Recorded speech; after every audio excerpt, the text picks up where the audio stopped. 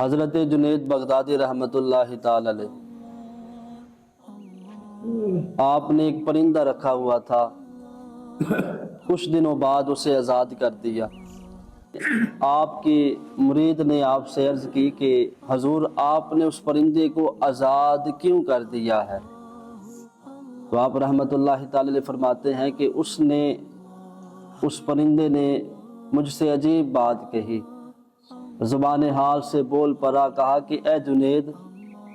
تو اپنے دوستوں سے ملتا ہے، مزے کرتا ہے، باتیں کرتا ہے، اور تو نے مجھے قید کر دیا ہے۔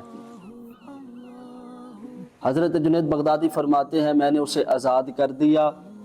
اب جب میں نے اسے آزاد کیا، سامنے دیوار پر وہ بیٹھا تو اس نے کہا کہ اے جنید سنو، میں ایک مرتبہ اللہ کے ذکر سے غافل ہوا تھا، اللہ کے ذکر سے غافل ہوا تھا۔ وہ پرندہ کہتا ہے کہ میں ساری عمر قید میں رہا، ایک مرتبہ اللہ کے ذکر سے غافل ہوا تو میں قیدی بن گیا، اور کہنے لگا کہ اے جنید ان بندوں کا کیا حال ہے کہ جو صبح بھی غافل ہیں، دوپہر بھی غافل ہیں، شام بھی غفلت میں گزار رہے ہیں، ساری زندگی انہوں نے غفلت میں گزار دی ہے۔ تو حضرت جنید بغدادی فرماتے ہیں پھر وہ آزاد ہو گیا، اور پھر جب وہ آزاد ہونے لگا، اٹھنے لگا، تو پھر اس نے کہا کہ خدا کی قسم اب جب تک میں زندہ رہوں گا رب کا ذکر کرتا رہوں گا۔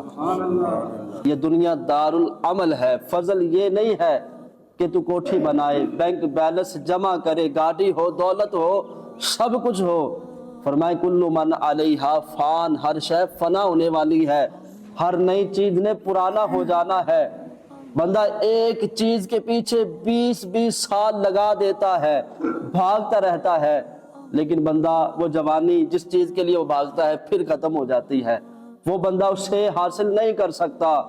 کریم محبوب صلی اللہ علیہ وسلم نے فرمایا کہ لوگوں، رب نے تمہیں اس لیے پیدا کیا ہے، اس لیے تمہیں پیدا کرنے کا مقصد یہ تھا کہ تم اس کی بندگی کرو۔ دولت قارون کے پاس بھی تھی، حکومت فرعون کے پاس بھی تھی، لیکن وہ بھی ختم ہو گئے، فنا ہو گئے۔ نبی کریم صلی اللہ علیہ وسلم نے فرمایا کہ جس بندے نے دولت کی وجہ سے نماز کو پسے پشت ڈال دیا تو سنو کل قیامت کا دن ہوگا، کریم محبوب صلی اللہ علیہ وسلم نے فرمایا کہ رب اس کا حشر قارون کے ساتھ کرے گا۔ اور نبی پاک صلی اللہ علیہ وسلم نے فرمایا کہ جس نے دنیاوی عہدے کے لیے، دولت کے لیے، حکومت کے لیے نماز کو ترک کر دیا، پسے پشت ڈال دیا، تو فرمایا کہ سنو کل قیامت کے دن ہوگا، رب اس بندے کا حشر فرعون کے ساتھ کرے گا۔